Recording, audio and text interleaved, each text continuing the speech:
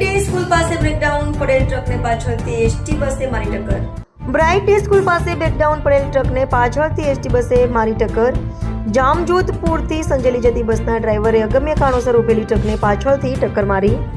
બસના ડ્રાઈવરે આગળ ઉભેલી ટ્રક ના જોતા બસ ઉભેલી ટ્રક સાથે અથડાતા બસમાં બેસેલા પેસેન્જરોના જીવ તાળવે છૂટ્યા। એસટી બસ ટ્રક સાથે અથડાતા બસનો કાચ તેમજ આગળના ભાગને નુકસાન।